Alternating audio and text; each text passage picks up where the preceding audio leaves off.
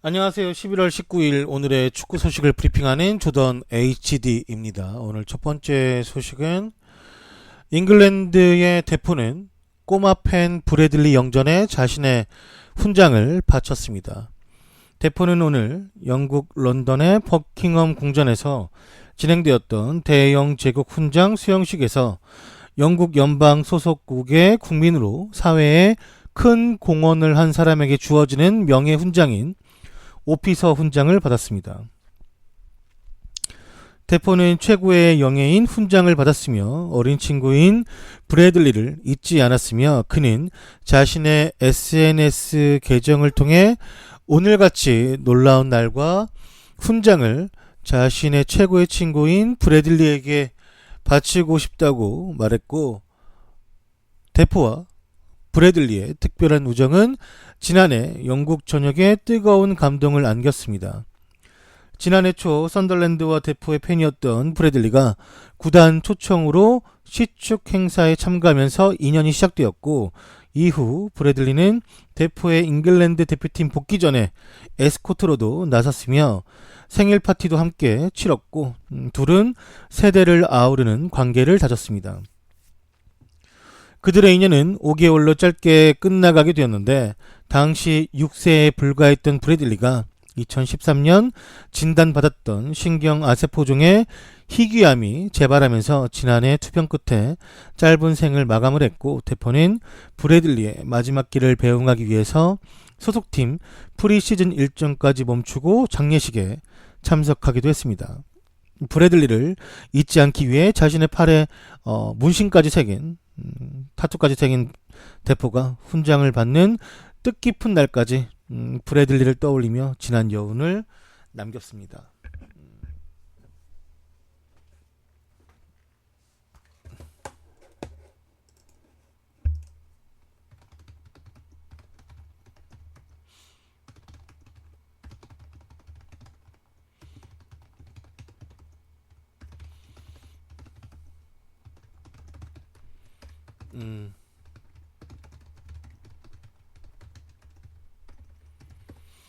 안타깝죠. 그 친구가 보면은 참 그 미소가 되게 이뻤는데 어린아이가 그렇게 몸이 힘들고 아픔에도 불구하고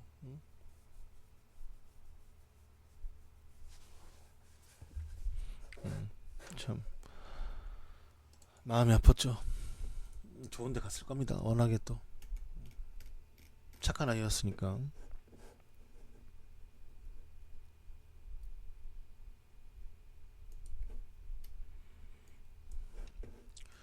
마틴 사무엘 기자는 전하길 퓰리시치는 첼시로 이적할 것이라고 보도를 했습니다.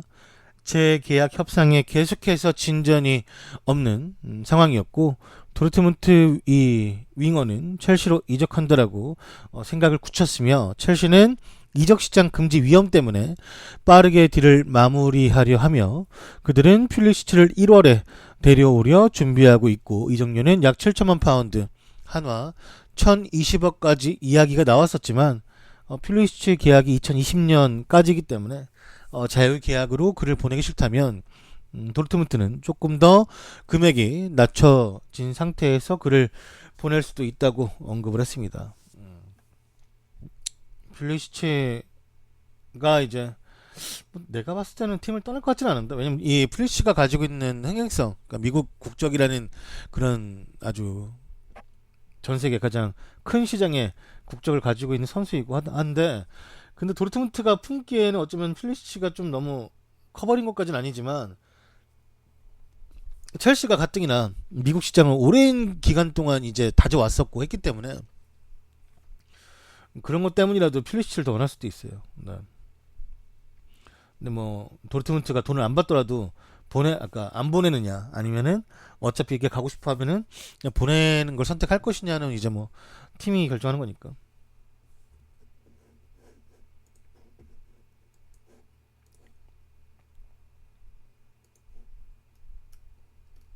지켜봐야겠죠. 스페인과 경기 후 팬으로부터 감동적인 메시지를 받은 모드리치에 관한 인터뷰입니다. 루카 모드리치에게는 스페인을 3대2로 이기고 나서 한 명의 팬으로부터 받은 메시지로 인해 특별한 밤이 되었습니다. 모드리치는 경기장을 나가 팀 버스로 향하던 도중에 스페인 기자들에게 의해서 메시지를 듣게 되었고, 메시지의 주인공은 월드컵 뒤에 결승전까지 올라간 크로아티아 축하 무대를 마련했을 때 모드리치가 직접 무대로 부른 다운 증후군 아동인 피터입니다. 이 언론인 라 섹스타의 기자들은 모드리치에게 피터와 그의 가족들의 인터뷰를 봐달라고 부탁을 했으며, 모드리치는 버스로 가는 도중에 그 부탁을 수락을 했고, 그 영상을 살펴보면 피터의 누나 바바라는 그 당시 상황을 말하며 모드리치에게 다시 한번 감사를 표현했습니다. 그 바바라의 그 영상을 보면 아직도 그날의 감동을 우리 가족 모두가 마음속에 가지고 있으며, 피터는 예전부터 모드리치를 정말 가장 제일로 만나고 싶어 했었고 그를 안고 싶어 했는데, 이것을 그날 모두 이루게 해준 모드리치에게 너무 감사하다라는 말 가족을 전해서 전하고 싶다라고 이 메시지를 보냈는데, 이 메시지를 본 모드리치가 너무 감동적이다 라는 말과 함께 모드리치 또한 피터가 항상 건강했으면 좋겠고 자신에게도 이런 즐거운 추억을 남기게 해준 이 가족들 모두에게 감사함을 표현하고 싶다고 말하며 돌아갔습니다.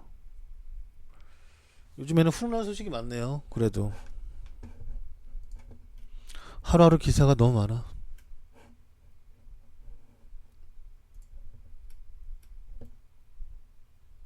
이걸 어떻게 하냐.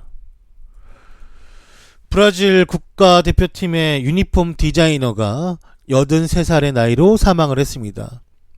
브라질 축구 대표팀의 유니폼 이 디자이너가 향년 83살로 세상을 떠났으며, 고인의 가족들은 전직 기자인 아우지르 슐레가 6년간의 피부암 투병 끝에 사망했다라는 소식을 전했고, 그의 시신은 브라질 남부 도시인 펠로타스에 묻혔으며, 금요일 런던에서 열린 브라질과 우루과이 친선전에는 슐레를 위함한 묵념의 시간도 가졌습니다.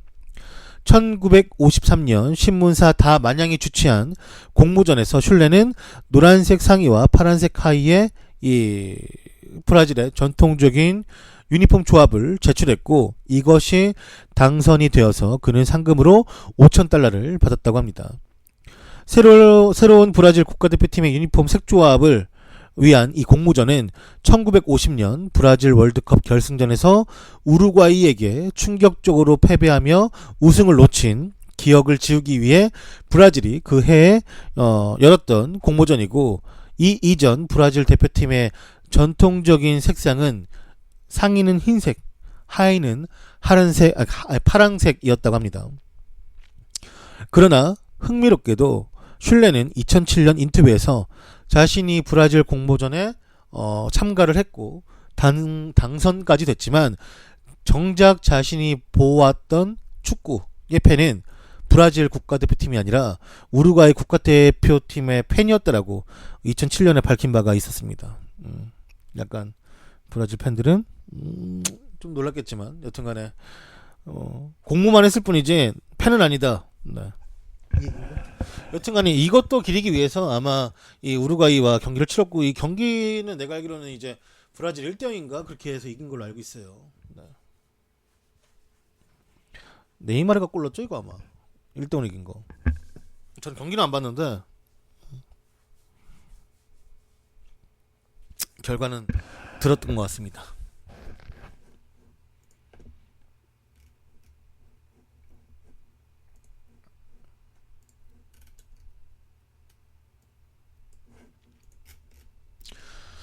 영국 BBC가 보도하길 살라는 극적인 역전골을 넣어서 이집트의 승리로 이끈 경기를 주목을 했습니다. 무하마드 살라가 극적인 결승골을 넣는 것으로 이집트가 아프리카 네이션스컵 예선전에서 튀니지를 3대2로 꺾었습니다. 살라는 모우센과의 원투 패스를 주고받은 뒤 공을 튀니지의 골키퍼 무스타파 위로 뛰어오르게 하는 것으로 로빙슛으로 그의 국가대표 39번째 골을 달성을 했습니다. 그는 지난 8번의 A매치에서 총 10골을 넣었고, 이집트와 튀니지는 이 경기와 상관없이 이미 아프리카 네이션스컵의 진출 자격을 얻었습니다. 이거 골 장면을 봤는데, 그러니까 살라가 전통적으로 좋아하는 거, 그러니까 오른쪽 사이드에서 들어가면서 들어갈 때, 그러니까 박스 근처에서 먼저 패스 한번 주고, 그를 받은 패스 그 선수가 다시 한번 살라가 이제 그때는 이제 골키퍼하고 사이드에서 약간 1대 상황이 벌써 왔죠, 공을 받았을 때는. 근데 볼 터치가 엄청 좋았어요. 그러니까 살라가 좋았던 패스 좋았고, 그걸 다시 리턴해준 이 모우센도 되게 좋았고, 다시금 거기서 볼을 재빠르게 캐치하면서 그 컨트롤한 살라가 너무 좋았죠. 여튼간에 그 골 장면이 되게 멋있었어요. 근데 화질이 너무 안 좋아가지고 가져오려다가 화질이 너무 안 좋아서 안 가져왔는데, 아마 유튜브 가면은 보실 수 있을 겁니다. 화질 괜찮은 거.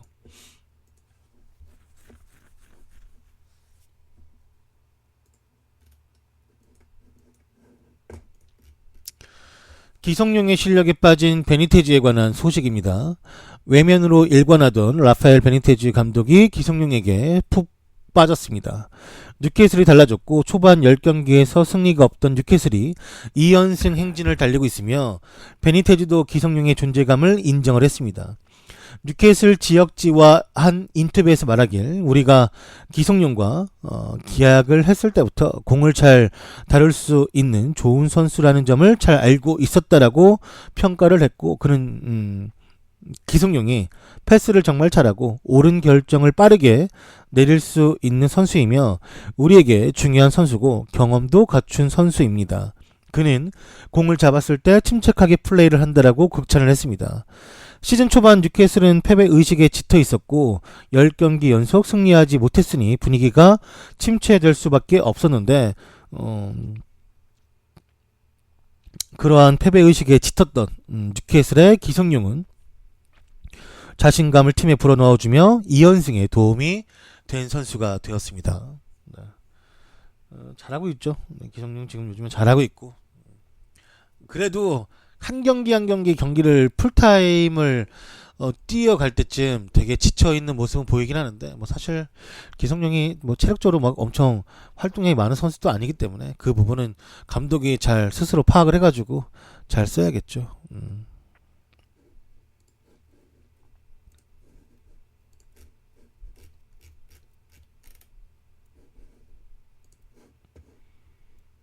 앞으로 좀 잘하면 좋죠. 예. 살라는 그 튀니지와의 경기 후에 소녀팬에게 사과를 했습니다. 살라는 네이션스컵 예선전 튀니지전에서 90분에 극적인 역전골을 넣으며 A매치 62경기 39골을 기록을 했고, 살라는 경기 도중 소녀팬이 쓴 글, 살라님 제발 골 좀 넣어주세요. 저 집에 가서 숙제를 해야 돼요.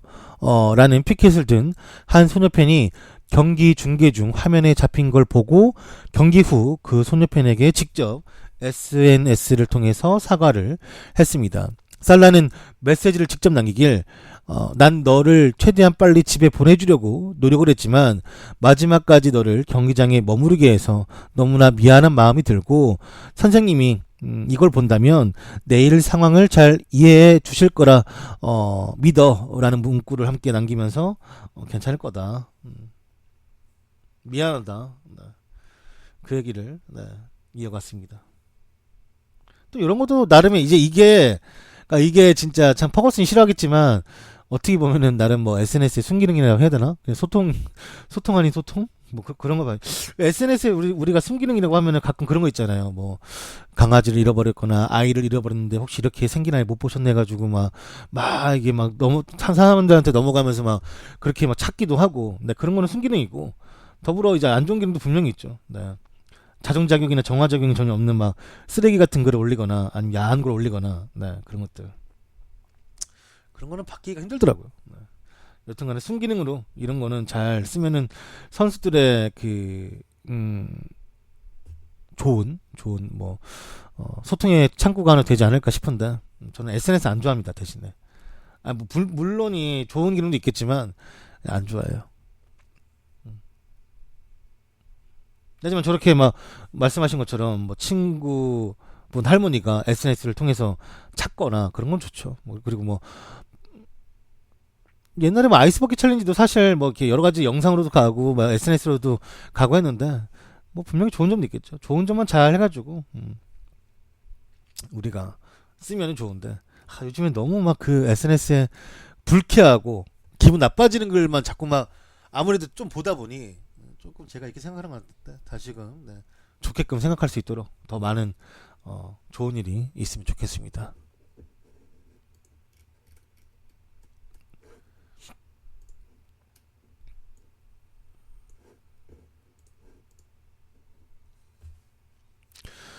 국가대표에는 절대 오지 않는 얀 오블락 그리고 캄플 때문에 슬로베니아가 큰 위기에 봉착을 했습니다. 노르웨이 그리고 불가리아와 11월 A매치 2연전을 앞둔 지난 8일 핵심 미드필더인 케빈 캄플이 돌연 대표팀을 은퇴 선언했습니다. 캄플은 현 대표팀 내에서 가장 실력이 뛰어난 미드필더로 꼽히는 선수이고 잘츠부르크, 도르트문트, 레버쿠젠을 거쳐서 2017년부터는 라이프치히에서 뛰고 있습니다. 그는 분데스리가에서도 실력을 인정받고 있는 선수인데 이고르 대표팀 감독 대행은 명단 발표 기자회견에서 이미 기자분들이 알고 있겠지만 이번 명단에 캄플은 제외가 되었습니다. 그가 왜 갑자기 은퇴라는 결정을 내렸는지 선수에게 직접 물어보라며 약간 좀 싸납게 대답을 했다고 하고 캄플의 은퇴 이유가 가족과 더 많은 시간을 보내기 위해서라는 일부 언론의 보도가 있었지만 고작 28살의 나이에 은퇴하는 데에는 코치진과의 마찰이 크게 작용했을 거로 추정하는 매체도 있고 어떤 이유로든 슬로베니아는 가장 큰 카드가 없어진 셈이 되었습니다. 하지만 캄플이 충격적인 소식을 발표하기 전에 슬로베니아는 다른 선수 때문에 또다시 골머리를 앓고 있는데 세계 최정상급 골키퍼 중 한 명으로 손꼽히는 얀 오블락인데 부상 등의 이유로 대표팀 차출에는 계속 불응하고 있으면서 소속팀 경기에 정상적으로 출전하는 오블락을 두고 무수히 많은 말들이 쏟아지고 있습니다. 대표팀 차출을 꺼리는 이유가 카부치치 전 감독의 존재라는 건 공공연한 사실로 여겨지고 있는데 협회와 카부치치 전 감독이 계속 얀 오블락을 어르고 달랬지만 끝내 그는 돌아오지 않았으며 카부치치 감독이 성적 부진으로 지난달 경질이 된 이후에도 계속해서 오블락은 명단에 이름이 올라가 있지 않습니다. 그냥 뭐 국대 가기 싫은 거지 뭐. 경기는 뭐 쎄빠지게 뛰는데 뭐 맨날 뭐 어디 올라가지도 못하고 경기력 안 좋으니까 귀찮은 거죠 뭐. 근데 이럴 수 있다고 생각해요. 뭐 굳이 뭐 모두가 다 애국이라는 그런 마음을 가지고 사는 거 아니니까 자기가 더 잘 되는 게 중요한 사람도 있을 수 있는 거고 특히나 얘네는 뭐 이중국적인 뭐 별의별 뭐 많은 그런 게 더 많으니까.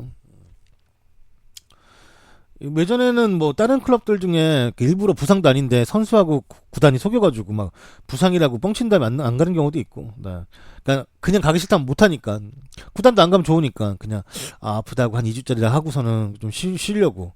그래서 뭐 갑자기 뭐 훈련하다 다쳤다 하는데 뭐 그게 또 나중에 걸리죠. 그런 걸 꼭 굳이 혼자 알고 있으면 되는데 구단에 뭐 어떤 뭐 내부 소스를 또 말하는 사람들 아니면은 그 본인이 뭐 친구 주변에 게 많은데 그게 또 기자 귀에 흘러가가지고 나중에 사과하거나 그런 경우도 종종 있어요. 네. 이 캄플이 28살에 은퇴했다고 하니까 여기서도 지금 캄플이 전 감독하고 이제 그 감독 대행하고도 뭐 사이가 안 좋은가 보죠. 근데 내가 옛날에 나카타가 28살에 은퇴했을 때는 그냥 뭐 28살에 은퇴할 만 하겠다라고 생각했는데 내가 그 나이가 훨씬 넘었잖아요. 넘으니까 어떻게 그렇게 28살에 은퇴했지라는 생각이 들더라고요. 근데 나카타도 똑같았어요. 나카타도 이 유럽 1세대죠. 1세대 사실. 안정환이 우리나라에 그러니까 우리가 완전 초 1세대는 뭐 차범근이나 허정무가 초 1세대긴 한데 그냥 2세대라 해야겠다. 2세대지 2세대. 나카타도 2세대고. 근데 이제 2세대 중에 되게 빠른 편이잖아요. 나카타가 해외에서 좋은 축구를 많이 배워왔죠. 뭐 스쿠데토도 이탈리아 리그에서 타봤고, 그 다음에 되게 인정받는 선수가 됐는데, 그러니까 본인이 좋은 축구를 봤으니까 그것을 이제 자기가 대표팀에서 주장 완장을 차고 그러고 있으니 이식시키고 싶은 마음도 당연히 있는데 그게 잘 안 통하다 보니까 나카타가 요구는 많아지고, 근데 이 J리그에서만 뛰는 선수들은 그걸 이행을 못해. 이해도 못하고 이행도 못해. 그렇다 보니까 나카타가 이제 좀 화를 내는 경우도 잦아지면서 조금 그 선이 갈라졌어요. 날이 섰지. 그 자국 내에서 뛰고 있는 선수들이 나카타를 조금 약간 따돌리기 시작했어요. 그러면서 나카타가 붕 떴죠. 붕 뜨면서 사실 뭐 그거는 나카타는 이제 원하는 게 있었고 그 다음에 이제 그 자국 선수는 아니 그 자기는 맨날 거기서 뛰니까 이거를 금방 이해하고 하겠지만 우리들은 이제 그걸 이제 받아들이는 처음인데 이걸 어떻게 바로바로 써먹겠냐나 싶어가지고 말다툼도 많았고 그때 막 공공연하게 나카타가 막 왕따라는 말도 있었고 이게 비슷해요.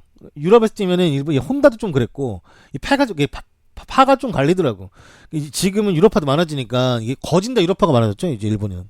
근데 그 당시에는 일본도 유럽파가 있긴 했지만 그렇게 많지는 않았단 말이에요. 그래서 약간 그 가운데서 또 이렇게 조율하는 선수들 막 이렇게 싸우지 말라 뭐 어떻게 해보려고 하는데도 잘 안 됐죠. 근데 나카타는 확실히 좀 자기 생각은 되게 확고했어. 그냥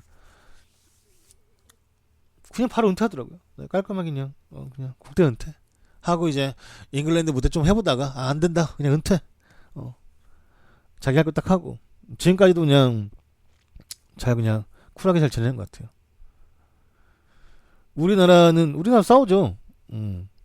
우리나라는 우리는 더 했지 일본보다. 우리는 해외파랑 감독이랑 싸웠는데 우리가 일본보다 더 했으면 더 했지. 덜하진 않지.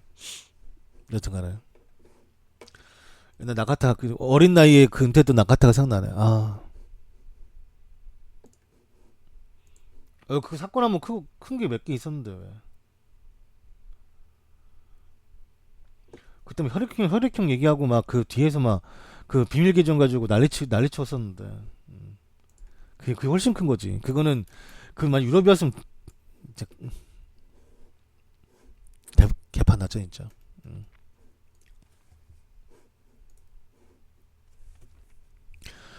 바르셀로나의 우스만 덴벨레는 비디오 게임을 하다가 지각한 것이 알려졌습니다.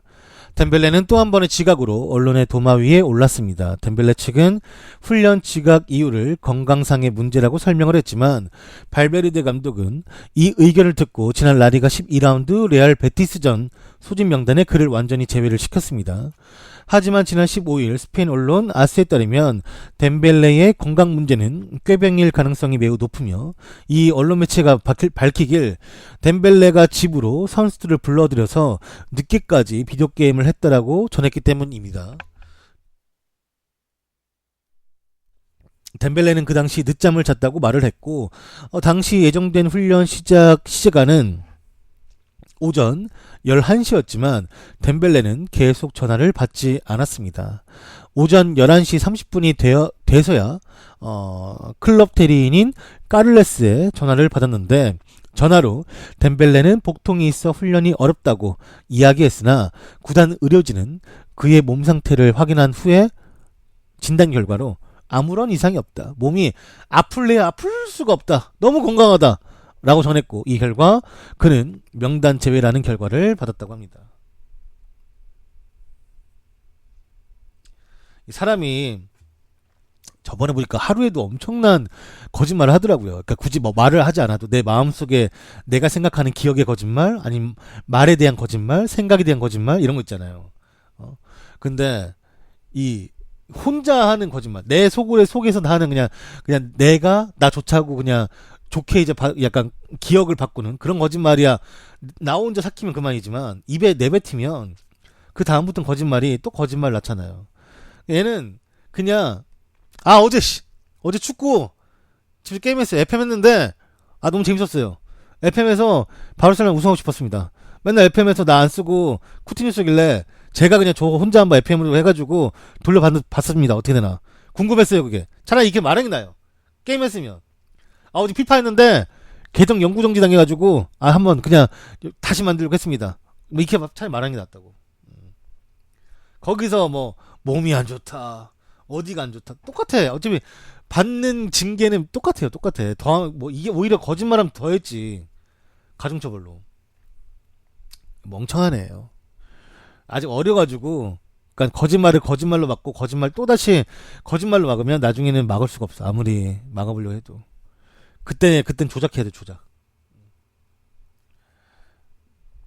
근데 이 프랑스 선수들의 거의 그 뭐랄까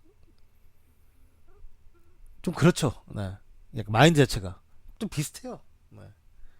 다 비슷해.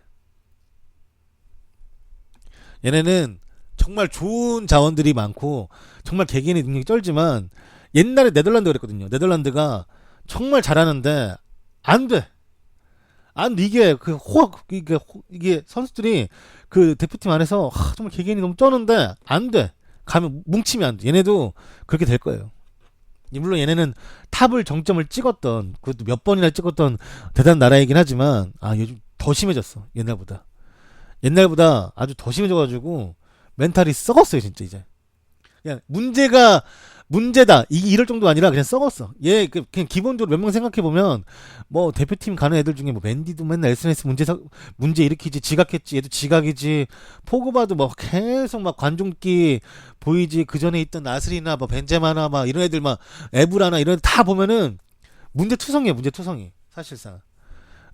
근데 저는 프랑스 대표팀이 가지고 있는 그런 고급진 느낌? 그리고 얘네들이 축구에서 잘할 때 정말 보여주는 그런 임팩트를 되게 좋아하긴 하는데, 그래도 분이 별로예요. 좋아하는데 별로야. 되게 안타깝죠. 네.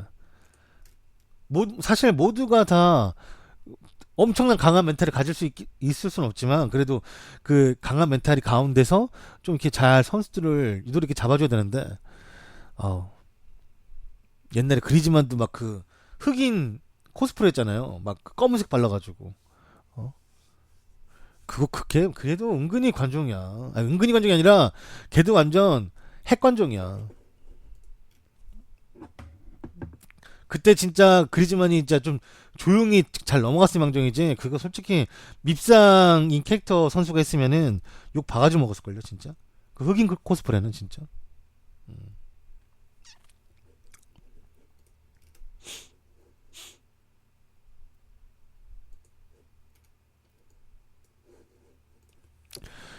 FC 켈른은 안소니 모데스테를 영입을 했습니다. 이적료는 없으며 2023년까지 계약을 맺었습니다. 근데 이게 어떻게 될지 모르겠네. 왜냐면 얘가 그 최강희 감독이 다음 시즌 갈 그 텐진 취안첸의 소속 선수였는데, 그럼 남은 선수가 이제는 파트밖에 없어요. 그리고 얘 어떻게 된 거야? 왜?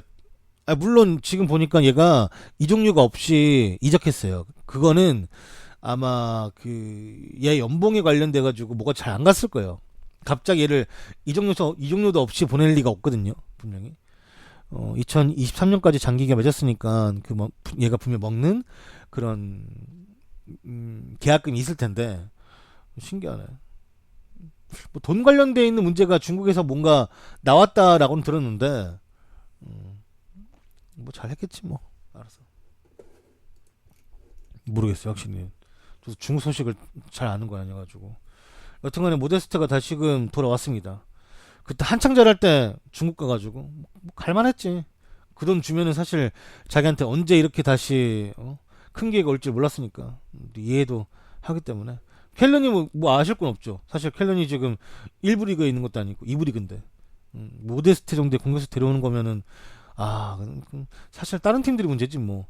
2부 리그에서 뛰고 있는 보험의 이청용이나 아니 홀슈타인의 이재성이나 함부르크도 버거 죽겠는데 진짜 홀슈타인은 더더욱이 올라가기 좀 쉽지가 않을 것 같아요. 네.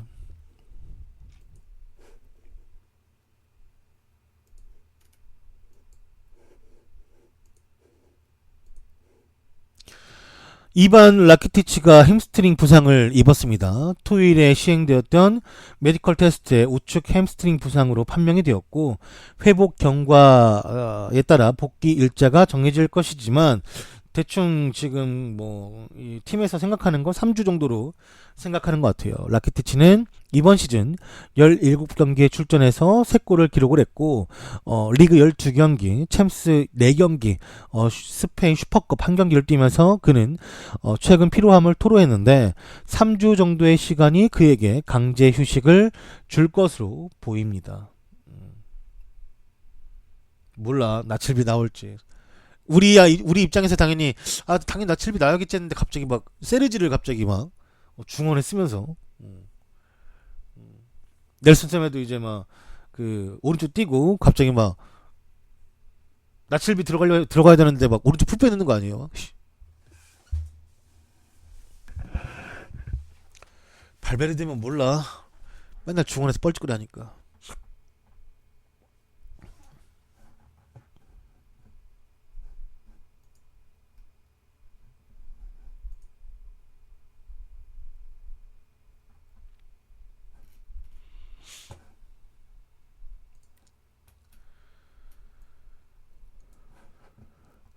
베로는 퍼거슨 은퇴 이후로 맨유가 제대로 된 목표를 지니지 못했지만 맨시티는 그 새로운 목표를 향해 달려갔기 때문에 이렇게 격차가 벌어진 것이라고 말을 했습니다. 베로는 언론과의 인터뷰에서 말하길 맨유는 퍼거슨 경이 은퇴한 이후 많은 고통을 겪었고 길을 가는 도중에 많은 변화들이 있었지만 그 와중에도 맨유는 제대로 된 방향을 잡지를 못했습니다.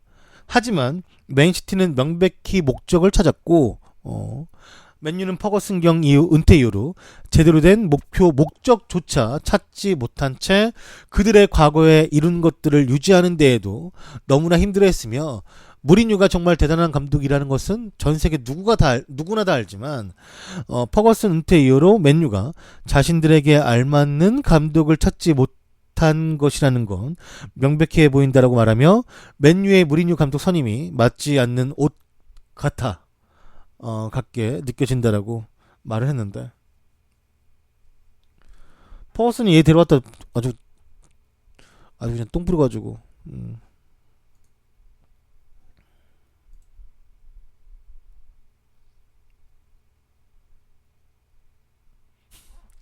베론 내가 옛날에 말했잖아. 얘 때문에 그 피온 접었다고. 나 피온 진짜 제일 열심히 했었는데 옛날에.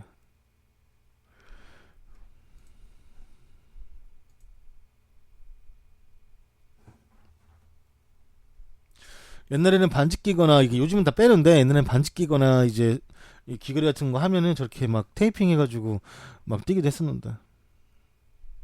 베론 좋아했어요 옛날에. 오랜만에 보네. 음.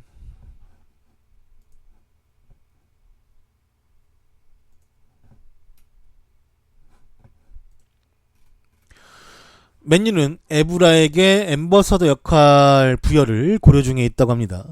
맨유는 클럽 내 인기 스타인 에브라에게 클럽 앰버서더 혹은 연락 담당자 직책 부여를 고려 중에 있다고 하며 에브라는 10월부터 계속 우드워드와 경기를 관전해왔고 무리뉴에게 라커룸 출입도 허가를 받은 상태라고 합니다.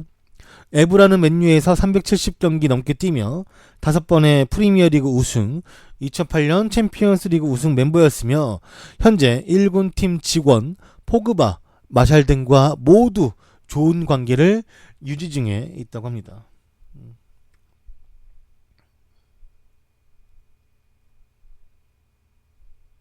저 유니폼이 진짜 이렇게 오래된 거구나. 시간이 빠르다. 에브라 이제 거의 선수는 본인이 선택하지 않는 이상은 어 힘들겠네. 박지성 엠버서더잖아요 이미.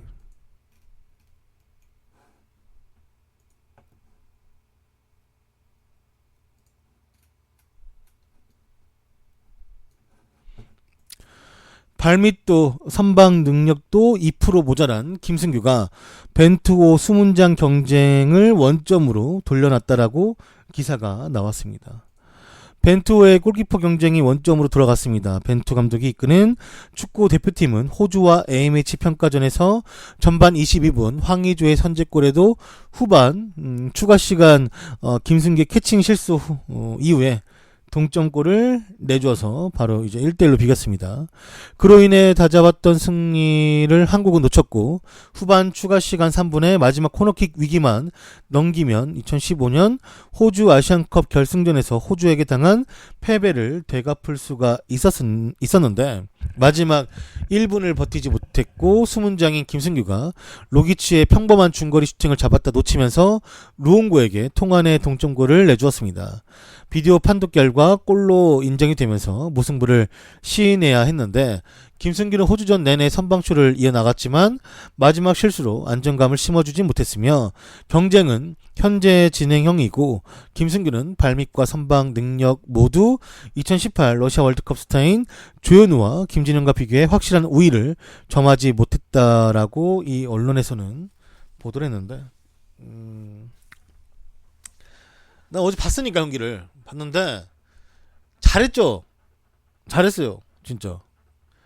뭐 실수는 누구나 하는 거고. 근데 나는 원래 경기 끝나고 뭐 저런 거 실수할 수도 있는 거지, 뭐 평가전 할 수도 있는 거지, 그냥 뭐 이게 좀 더 나아지게 만드는 과정이겠지라고 생각했는데 하루 지나서 이게 좀 이렇게 내가 다시 한번 생각해 보니까 감독 입장에서는 이게 그럴 수 있을 것 같은 거야. 뭐랄까 좀 깨름직한 거. 나처럼 생각할 수 있지. 벤투도 뭐 그럴 수 있지. 그래 했는데 밥 먹을 때마다 근데 거기서 그걸 왜 놓쳤지? 그런 거. 우리가 왜 뭐 이렇게 그럴 때 있잖아요. 뭐 좀 찜찜하고 그냥 이게 확 뭔가 그냥 다 끝내놨는데 정리해놨는데 뭔가 좀 찜찜하고 찝찝하고 계속 생각나. 그러면은 감독한테는 사실 좀 그게 정말 그날 엄청난 활약을 펼쳤음에도 불구하고 그 하나가 감독에게 자꾸 뇌리에 새겨진다면, 특히나 그거는 이제 정말 마지막에 골을 먹게 되는 부분이었으니까 벤투가 그거에 대한 선택을 많이 다시금 하겠죠. 네, 많이 생각을 할 테고. 그래서 잘 모르겠어요. 내가 봤을 땐 벤투는 우리나라 대표팀의 골키퍼에 대해서 50%도 만족 안 할 것 같아요. 네, 워낙에 그 발밑 기술 좋은 골키퍼는 원하기 때문에 지금 자체에 그냥 그 와중에 가장 괜찮은 선수를 쓸 뿐이지.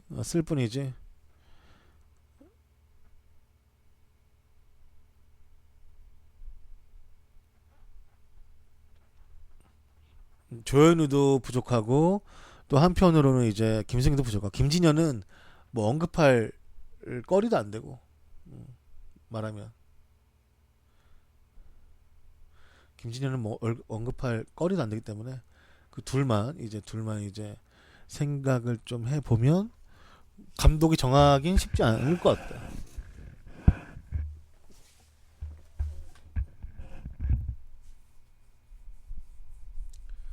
감독이 정하는 게 매우 어려울 것 같다라는 생각이 들더라고요. 그냥 할 수 있는 실수긴 한데 그냥 우리가 그냥 왜 정성용이 덩크한 것처럼 뭐 이게 덩크급은 아니지만 감독 입장에서는 그렇게 뭐 어떻게 받아들일지 모르겠다는 거죠.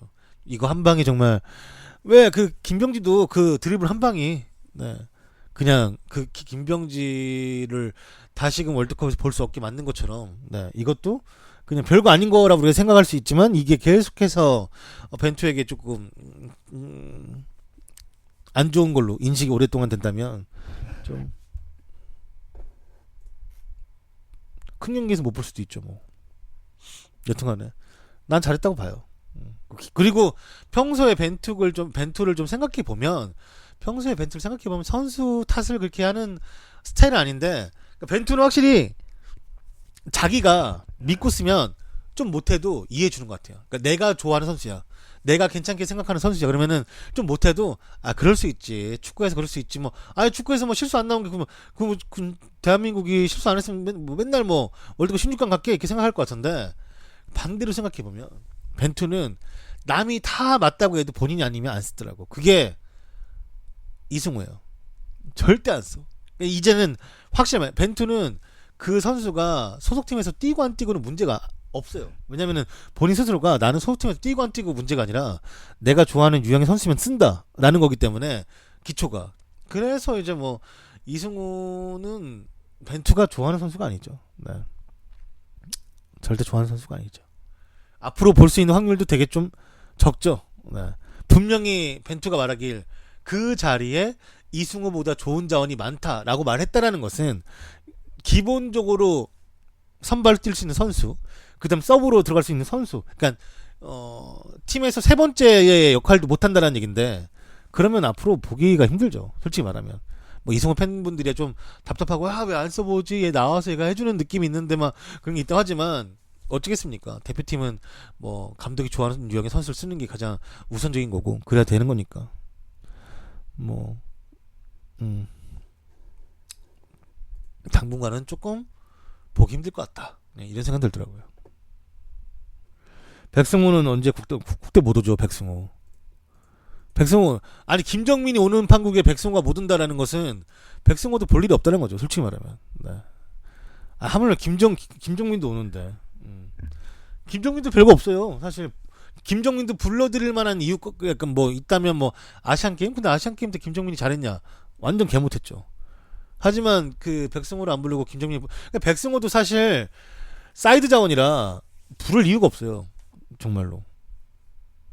백승호가 자리를 옮겼잖아요. 바르셀로나 있을 때 많이 옮겼다고. 그 원래 그 사이드 뛰었던 그 친구는 풀뼈로 가고 장결이는 백승호는 중앙에서 사이드로 가고 이승우는 뭐 이선에 왔다리 갔다리 하지만 이강인은 뭐 모르겠어요. 이강인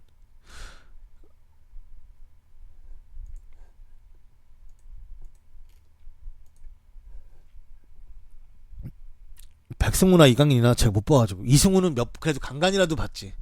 간간이라도 그 이강인은 지금 그 연령대별 팀을 생각하기에는 너무 그 팀 애들이 떨어지고, 그러니까 한국 애들 떨어진다는 게 아니라 월반에서 뛰는 거니까 그 애들 떨어지고 월반 올라가 뛰어야 되는데 그럼 성인 대표팀까지 올라올 수 있는 실력이냐? 뭐 그거는 이제 뭐 이강인이 앞으로 보여줘야겠죠.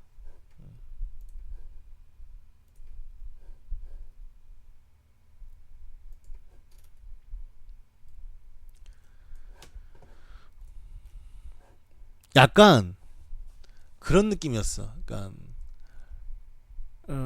뭐랄까 좀 우리는 항상 지금 있는 아르헨티나랑 좀 비슷한 느낌? 그러니까 그런 완전 그렇게 딱 똑같다는 건 아니지만 톱 이런 데는 어떻게든 막 계속 어떻게 나와. 이선도 항상 어떻게 나와. 근데 미드랑 수비가 안 나와. 감독이랑 아르헨티나한테 비슷한 것 같아요. 네. 그러니까 저 짜내면은 이선까지 나와 톱이랑. 근데 이제 그 중원 미드라고 항상 그 수비가 못 받쳐주니까 어떻게든 저 짜내서 만들어도 안 돼. 제 느낌 비슷해요. 우승한 지 오래됐고 막 그런 거고.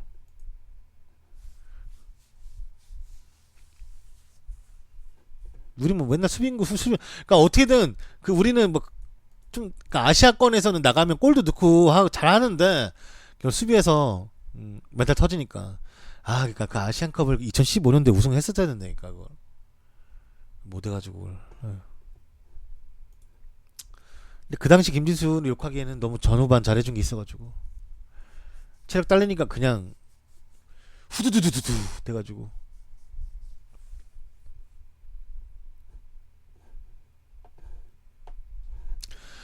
AC 밀란의 수비수 로마뉴리가 부상으로 인해 4주간 팀에서 아웃이 되었습니다. 로마뉴리 부상 기간은 한 달이 걸릴 예정이며 밀란이 로마뉴리의 부상으로 수비진에서 새로운 대안을 찾아야 한다라는 보고가 있었습니다. 로마뉴리는 부상으로 인해 포르투갈과의 네이션스 리그 경기가 시작되기 전 대표팀에서 나와 팀에 합류한 상태라고 합니다.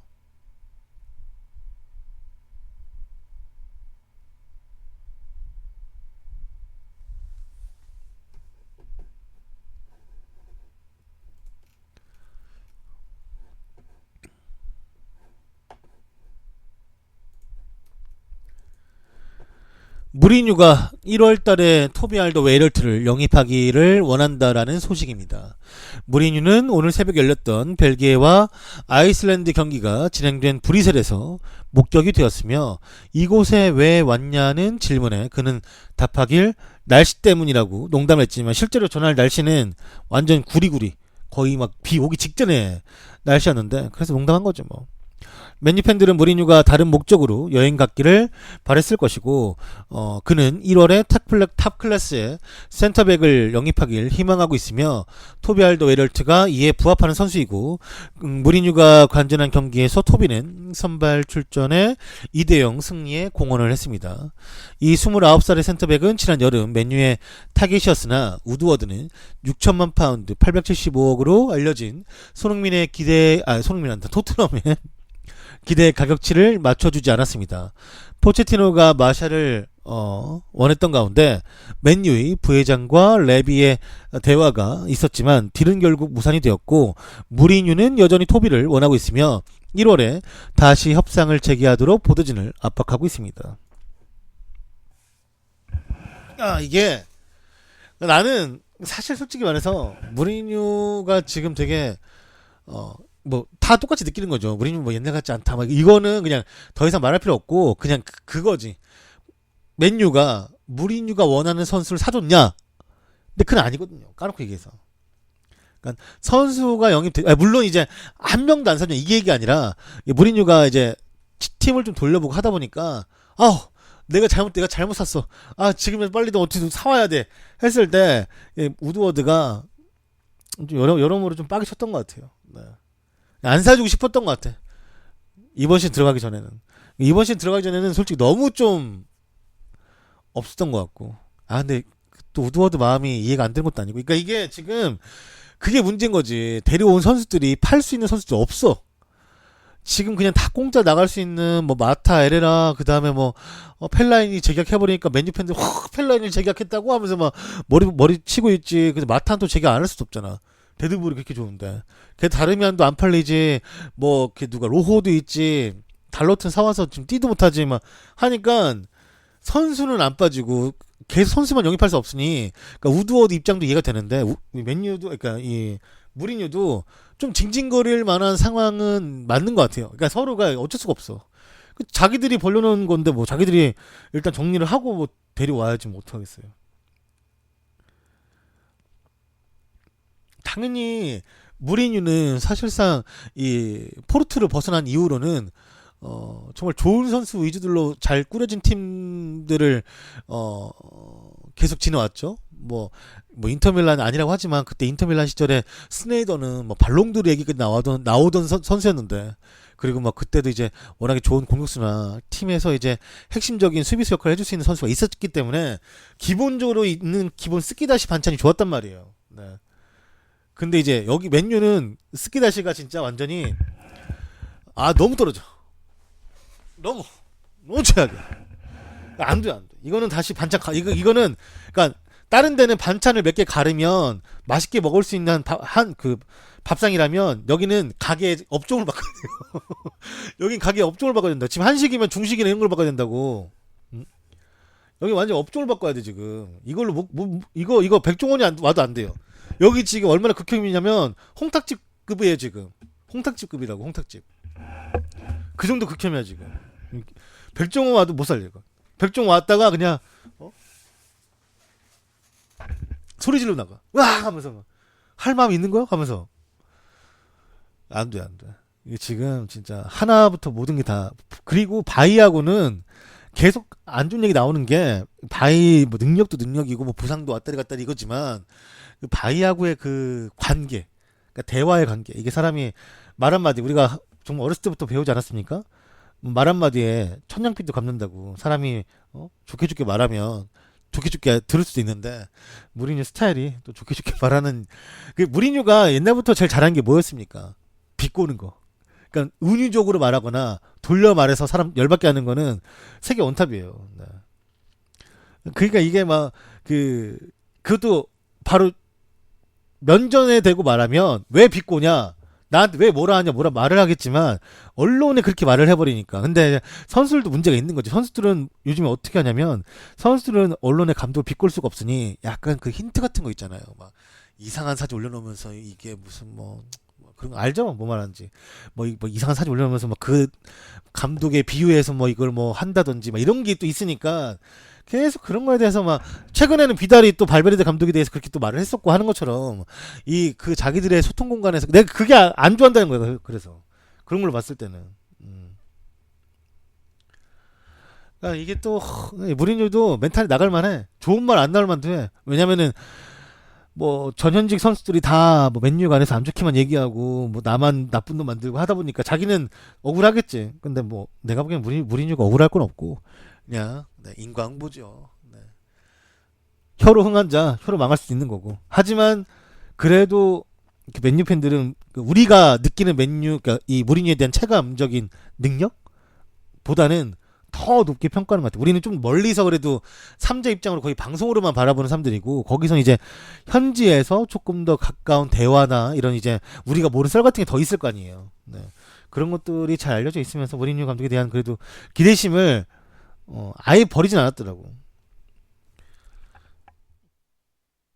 그러니까 좀 사줘봤으면 좋겠어요. 어차피 뭐 돈 쓸 거 좀 1월달에 정리할 거 다 하고.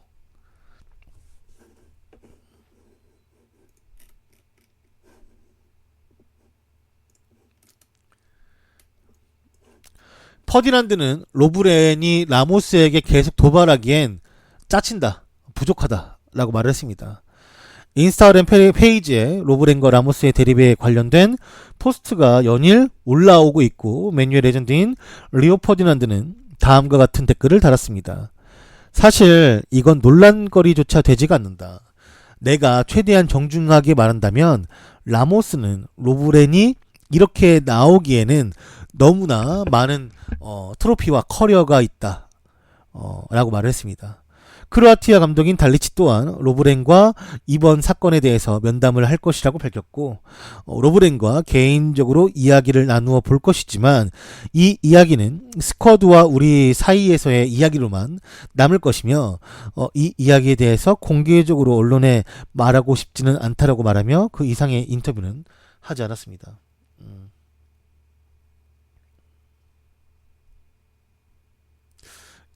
그러니까 좀 창피해요. 그 왜 전적이라는 게 있잖아요. 전적이라는 게 그 그냥 10번 싸워서 한 6대4 정도면 4로 4 정도 이긴 사람도 뭐 좀 이렇게 깝칠 수 있는데, 이거는 거의 뭐 한 좋게 봐줘야 8대2 진짜 이 정도인데 차이가. 그 월드컵 결승이라는 건 또 워낙 대단하니까 좋게 봐줘 8대2에요 그래도. 난 라모스 안 좋아하긴 하는데 왜 이렇게 자꾸 뭐 때문에 이게 그 로브렌이 화가 났는지 모르겠어요. 네. 뭐 때문에 정말 이렇게 지금 그 로브렌이 화가 나서 이렇게 라모스를 이렇게 뭘 하는지 그니까 뭐 이유를 좀 알면 좋겠는데 이유를 모르겠어가지고. 아니, 라모스야 입을 맨날 털지. 얘는 맨날 얘도 입 열구예요. 입 열구 알죠? 입 열구. 일만 열면 구라. 네. 입 열구인데 모르겠어요. 뭐 지들이 알아서 끝내겠죠. 네. 저는 솔직히 둘 다 관심 없어가지고 둘 다 관심이 없어요. 난 솔직히 알잖아요. 나 로브렌 별로 안 좋아해요. 네. 로브렌 열심히 해주고 잘해주는 거 알지만 나 로브렌에 대한 가지고 있는 항상 그 불안감이나 그런 게 항상 있기 때문에 저는 항상 그 마티프를 더 좋아했습니다 개인적으로. 그러니까 로브렌은 약간 뭐 자기애가 너무 세. 그러니까 에고가 너무 세가지고 좀 가끔 보면 너무 과하다라는 생각이 들고, 이거는 라모스 사건 있기 전에도 생각을 했던 거예요 제가. 그러면 약간 자신의 실력에 대해서 자신감 있는 건 좋지만 뭔가 좀 자신감이 과잉돼 보인다라는 생각도 들 정도니까. 그래서 저는 개인적으로는 별로 선호 안 하고 마티프를 더 좋아하는데 마티프가 나갈 필이라.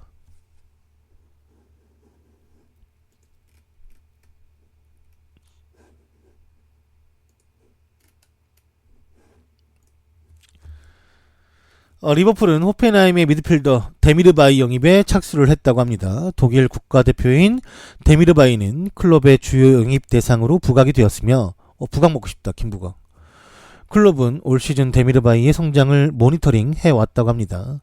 이 25살인 데미르바이는 터키 언더 21세 대표팀 선수였지만 2017년에 자신이 출생된 나라인 독일 대표팀으로 전환을 했으며, 데미르바이가 함부르크로 이적하기 전 도르트문트 소속이었고 거기서 유스 생활을 거쳤기 때문에 클럽은 데미르바이에 대해서 잘 알고 있습니다. 데미르바이는 호펜하임 미드필더에서 가장 중요한 선수로 발전을 하였으며 플레이메이커 역할에서나 그 이외의 역할에서도 아무런 문제 없이 자신의 능력을 보여주고 있고, 데미르바이는 리버풀의 마네 그리고 나비케이터와 같은 에이전트 소속이며 비용만 합의된다면 곧바로 계약을 체결할 것으로 보이기 때문에 그에 대한 영입에 더더욱이 확신을 가지고 있는 상태라고 하네요.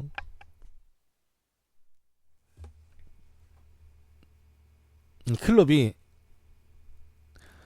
중원에 힘을 쓰고 싶어 하는 거예요. 그러니까 우리가 가장 제일 어디서 보는 거겠어요. 그러니까 2선 중원 맨시티지. 맨시티 똑같아. 그러니까 지금 생각해 보면은 중원 좀 있는 것 같다. 우리 중원 좀 괜찮은 것 같다라고 생각이 들지만 괜찮은 것 같기도 하고 아닌 것 같기도 하고 좀 더 근데 이 킥에 관련된 이제 스페셜리스트도 필요하다라고 생각을 하는 것 같고 조금 더 플레이메이킹을 해주면서 로테이션을 잘 돌릴 수 있는 상황을 만들고 싶어 하니까.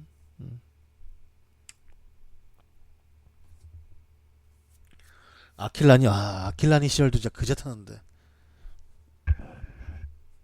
네, 안녕하세요. 뭐 케이타 나중에 돌아와도 챔버는 올 시즌도 거의 힘드니까 사실 더 높은 데로 올라가려면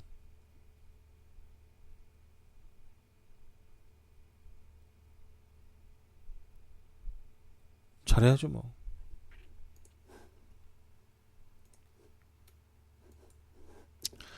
울산 현대의 수비수의 핵인 리차드가 재계약을 포기하고 한국을 떠나기로 결정을 했다고 합니다.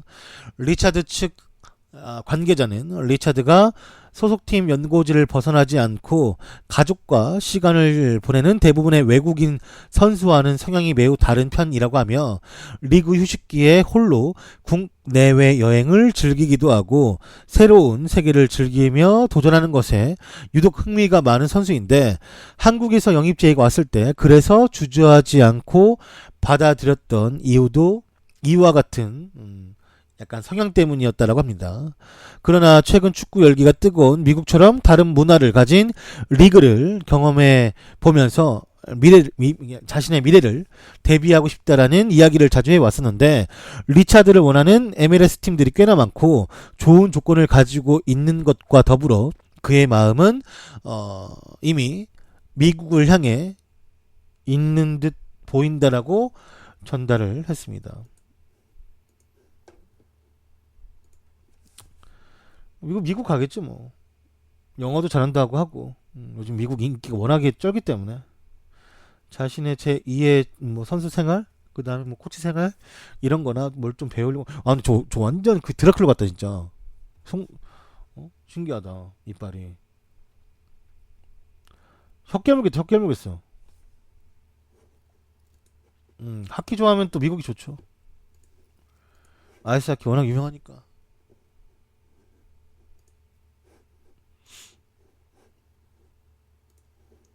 근데 원래 갈 거라고 다들 예상을 했었기 때문에. 네.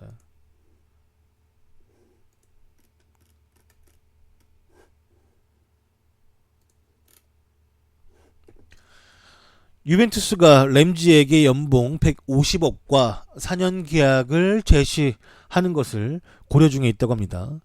오늘 영국 언론에 따르면 유벤투스는 램지에게 연봉 1040만 파운드 150억을 지급할 계획을 세웠으며 또한 4년이라는 계약 기간도 제시해 램지가 유벤투스에서 안정적인 선수 생활을 하게 도우려 한다고 합니다. 즉 램지는 유벤투스로부터 4년간 연봉으로 600억이 넘는 거액의 제안을 받을 수가 있으며 유벤투스가 램지에게 높은 수준의 연봉을 보장하는 것은 이적료 없이 FA로 영입할 수 있기 때문입니다. 근데 요즘에 이탈리아 리그가 왜 조금 선수들에게 핫해졌냐면 세금이 싸. 다른 이제 유럽 리그보다 훨 나. 그러니까 이제 돈을 오히려 덜 준다고 해도 세금을 제외하면은 오히려 이탈리아 가는 게 선수들한테 금전적으로 좀 더 도움이 될 수도 있어요. 네. 돈을 더 벌 수도 있다고. 잘 내면서. 그래서 요즘에 좀 이탈리아가 조금 선수 더 몰리긴 하죠. 이전보다. 여튼간에 150억의 연봉? 아무래도 이 선수를 영입하는데 공짜니까. 이 램지는 없어요. 그러니까 아스날도 없어요. 실제로 아스날도 어차피 1월달에 팔 마음이 없고 왜냐면 아스날도 좋은 성적 거두기 위해서 램지가 필요하니까. 그러니까 여기서 돈을 더 벌겠다 해가지고 지금 분위기 좋은데 괜히 오바 썼다가 조짐 안 되니까 램지를 그냥 이번 시즌까지 쓰고 그냥 공짜로 그냥 얘가 잘 가고 싶은데 갈 수 있도록 그냥 도와주려고 하는 것 같아요.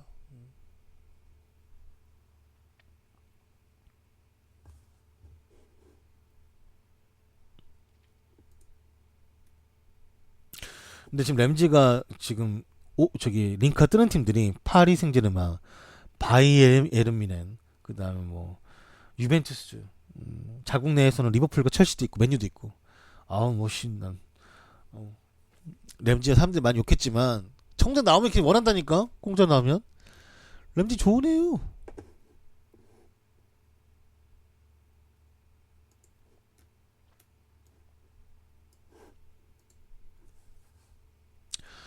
현재 19살짜리 국가대표 수비수에겐 수많은 클럽들이 노리고 있습니다.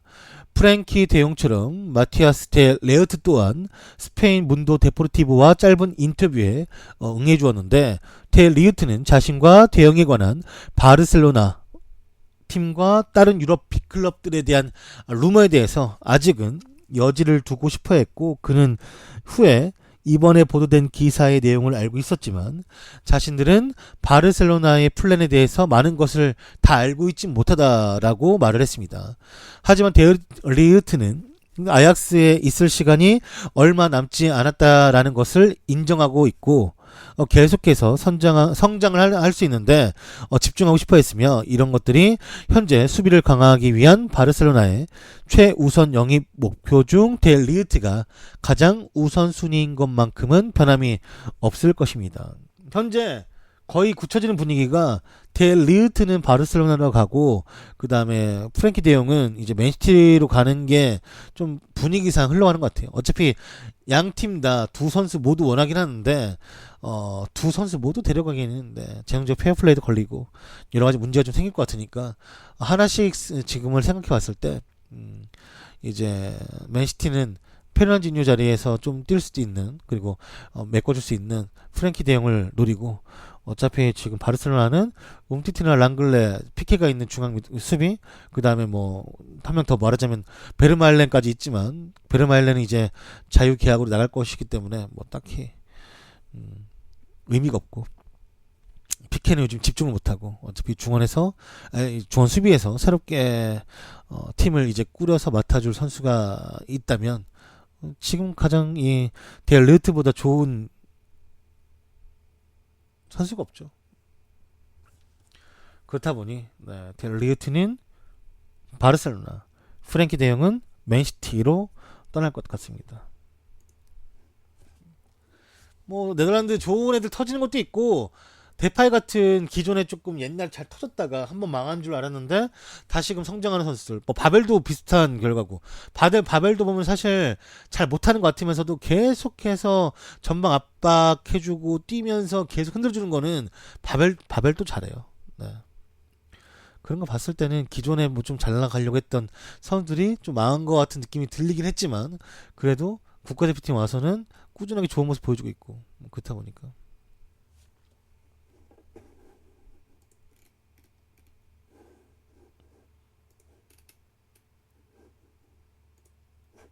진짜 쿠만 정신일 필요가 있지.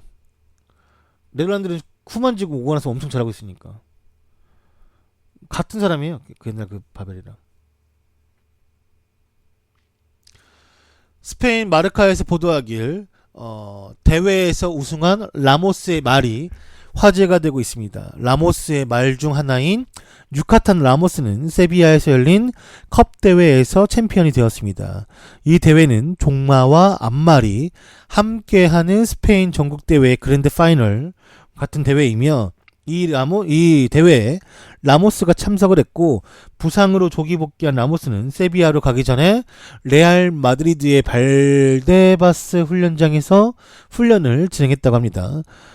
라모스의 말이 최종 우승자로 발표가 되었을 때 그의 가족들과 친구들 모두 함께 기뻐하며 즐거운 시간을 보냈다고 합니다. 여기서 우승했을 때 이렇게 뭐 악수하고 뭐 아무튼 뭐 유명한, 몰라요 나도, 말 잘 몰라 내가.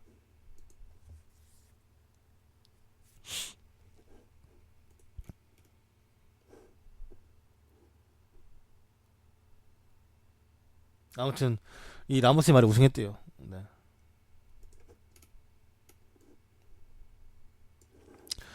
최근 맨유가 맨시티에게 성적은 밀렸을지 몰라도 여전히 재정적 수익으로는 압도하고 있다고 합니다.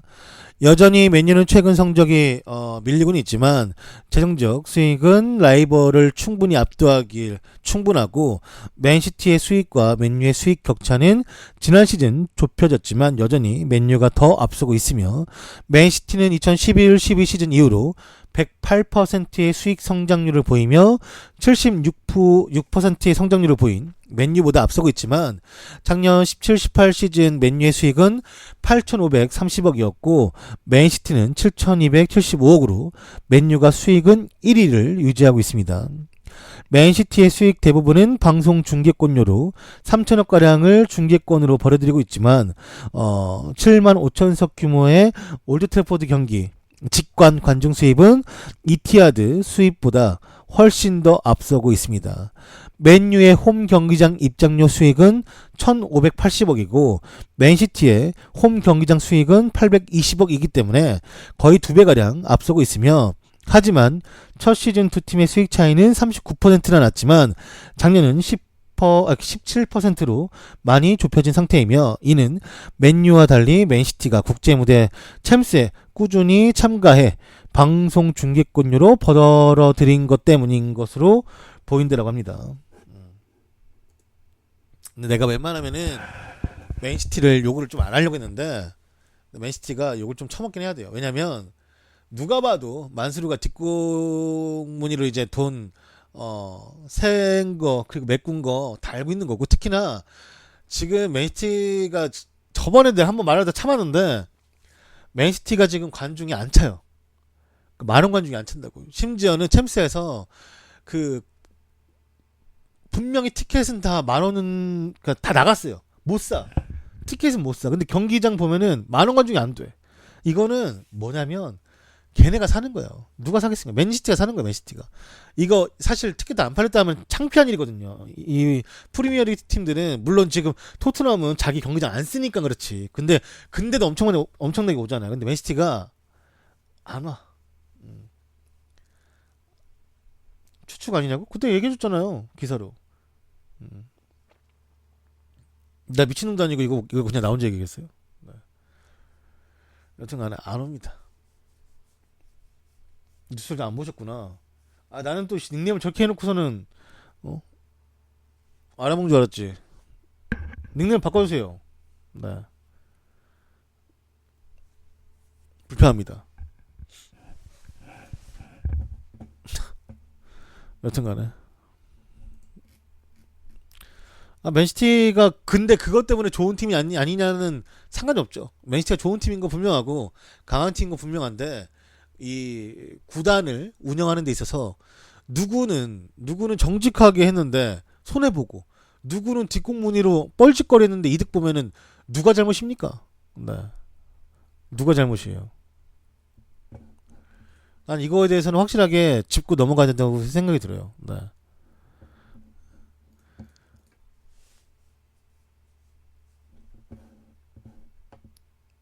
내가 생각하면 생각할수록 열받더라고. 그 FP 지키려고 진짜 인터밀란은 지금 또 선수 파내만 하고 있었는데 여기서는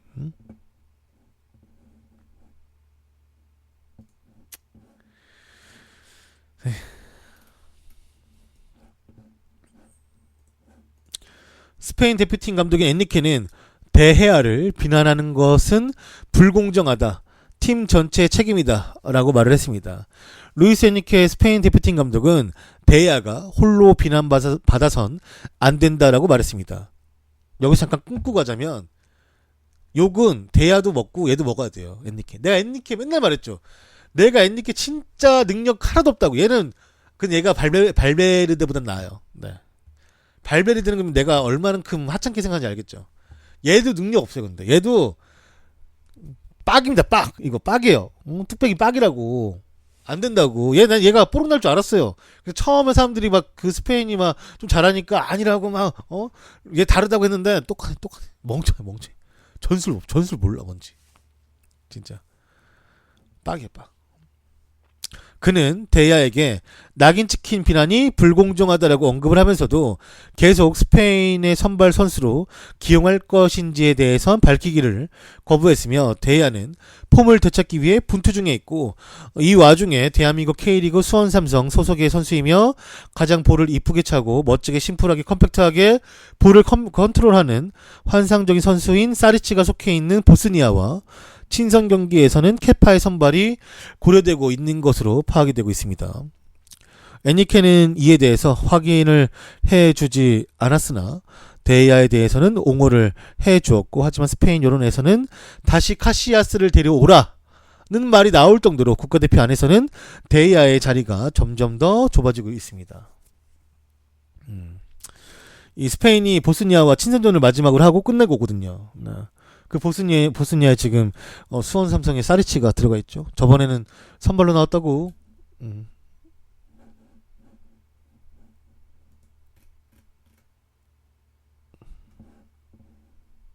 오늘은 새벽에 인천 유나이티드 무고사라는 선수가 골까지 나왔어요. 네이션스 리그에서. 그것도 되게 막 심플하게 그 페이크를 걸어가지고 아주 멋져 불었어요. 네. 대단했어요.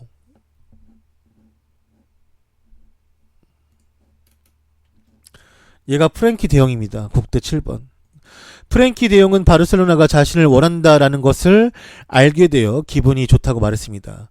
프랭키 대용은 저번 주 토요일에 로테르담에 위치한 프랑스를 상대로 한 경기에서 아주 환상적인 경기력을 뽐냈고 그는 21살밖에 되지 않았지만 챔피언이 프랑스와의 경기에서 베테랑 선수인 마투이디, 캉테를 상대로 전혀 기죽지 않고 맞서 싸웠습니다. 경기가 끝나고 난 뒤 대용은 경기장에서 보였던 자연스럽고 단순한 모습으로 공동 취재 구역의 모습을 드러냈으며 현재 바르셀로나, 유벤투스, 파리, 뮌헨의 관심은 그에게 별로 영향을 끼치지 못하는 것 같았습니다.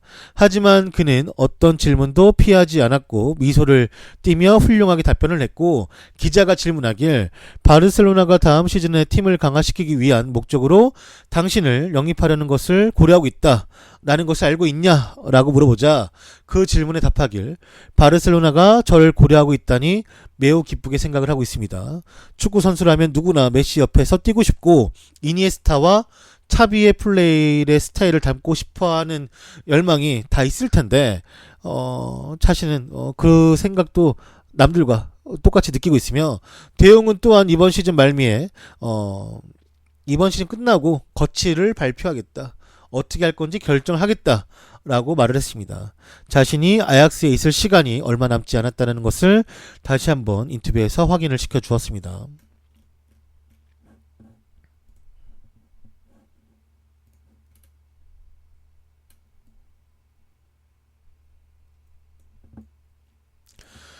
(15년) 전 이날쯤 리오넬 메시의 데뷔전 비하인드 스토리가 메시를 통해서 밝혀졌습니다.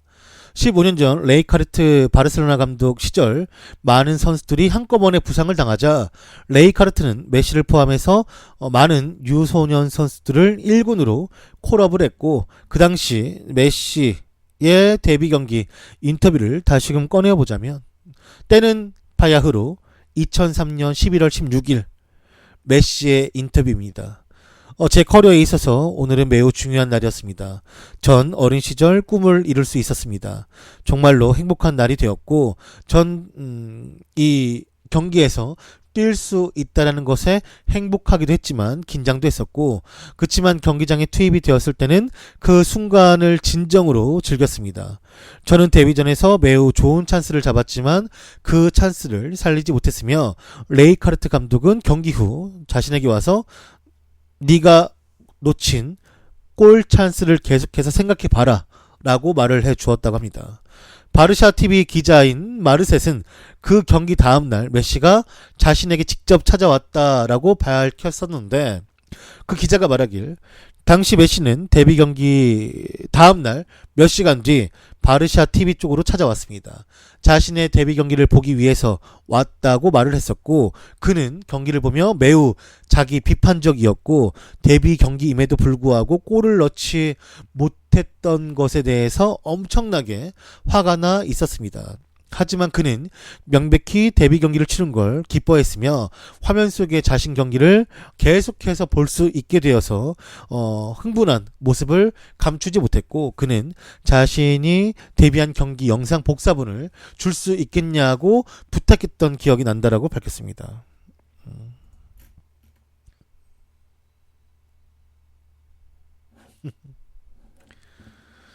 그게 좀 신기하죠. 데뷔 경기에 골을 넣지 못해서 분해했다라는 게 그만큼 승부욕이 강한 것만큼 자신을 발전시킨 거니까 대단한 거라고 생각을 해요. 네. 저때 단발머리 전이었구나 오히려. 호날두 얘기는 없던데 딱히. 호날두는 오히려 안 좋은 얘기 있어가지고 어제도 그 괜히 그 할까 말까 많이 생각했거든요. 그 호날두 그 프리킥 유벤투스 와가지고 퍼센테이지 제일 떨어진다라는 거. 그것도 일부러 안 하려고 그랬어. 뭐 호날두 안 좋은 얘기 한다 할까봐. 호날두 뭐 근데 그거 뭐야? 그 얘기는 했지. 그 청혼한 얘기, 결혼한다는 얘기. 그건 또 축하해줄 얘기니까 그건 또 했지. 호날두라고 해서 뭐 딱히 뭐 안 좋은 얘기만 가져온 것도 아니고, 좋은 얘기 숨긴 것도 아니고, 좋은 얘기 있으면 가져오고. 웬만하면 가져오죠. 호날두는 안 할 수가 없는 게 워낙에 여러분들이 궁금해 하시니까 호날두는 뭐가 있더라도 하지. 근데 최근에는 뭐 A매치도 안 갔기 때문에 호날두가 사실 호날두 조용할 만하죠. 이거는 이제 메시가 딱 데뷔한 지 15주년 되는 날이기 때문에 아마 그 기념 기사일 거예요. 메시가 그 있잖아요. 그 포그바랑 만나서 얘기한 거 사실은 뭐냐면 그게 포그바를 만나서 뭐 거기서 갔던 게 아니라 메시가 세스크 파브레가스랑 엄청 친해요. 특히나 메시가 파브레가스랑 친한 것도 친한 거지만 부인들끼리 엄청 친분이 높아가지고 많아가지고 아이들끼리도 연령대가 비슷하니까 만나서 같이 두바이 간 거거든요. 근데 이제 메시가 밥 먹으러 갔는데 뭐 포그바를 우연히 봤고 포그바가 뭐라고 얘기했는지가 나왔어요. 현지 언론에서는 뭐냐면 포그바가 이제 그러니까 메시 만나서 한 얘기 뭐냐면 네가 은퇴하기 전에 꼭 아르헨티나 리그 가서 뭐 이제 축구 선수 경력을 마감하고 싶다라고 했다라는 걸 내가 알고 있는데 우리가 그 전에 꼭 같이 한번 뛰어봤으면 좋겠다라고 그냥 이제 뭐랄까냐 뭐 내가 가겠다 아니면 네가 와라 이게 아니라 그냥 어떻게든 한번 우리가 함께 같은 편에서 한번 같은 팀에서 뛰어봤으면 좋겠다라고 그냥 말을 한 거래요. 네. 그래서 뭐 그 정도라고 하니까. 그 안에서 이제 또 다른 본인들끼리의 이제 뭐랄까 그 뭐 대화는 있었겠죠. 네.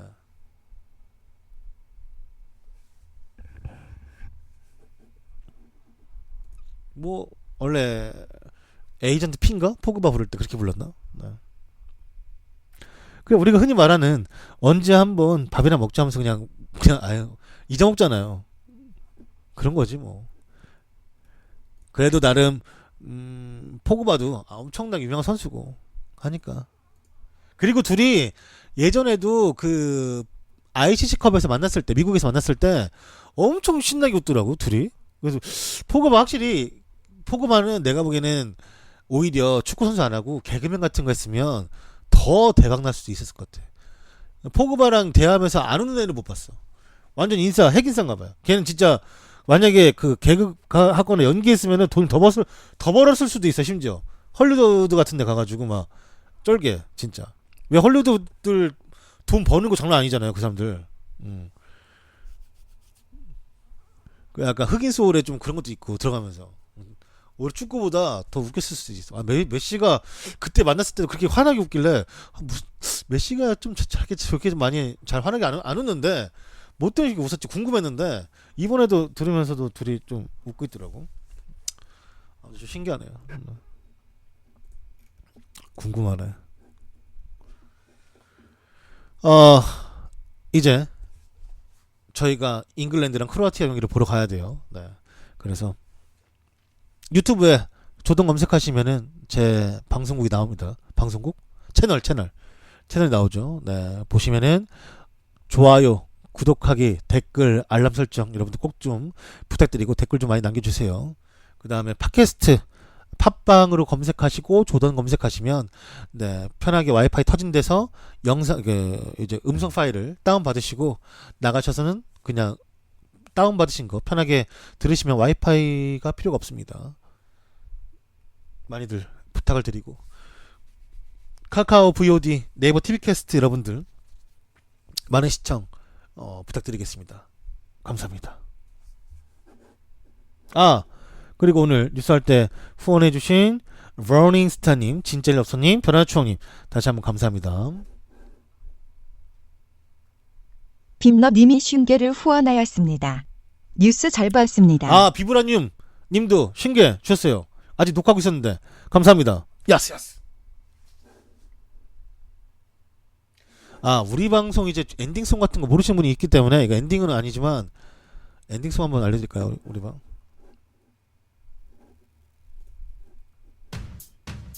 이거 아니야. 짠 빰 차 뽀이 이게 우리 방 엔딩송이에요. 네, 어디 가나 엔딩송 있는 방도 있고 없는 방도 있는데 우리 방이 이게 왜 엔딩송이 된지 축구 중에 중간에 나왔던 거죠. 이거 원래 스포티비 하나 둘 셋 넷 좌우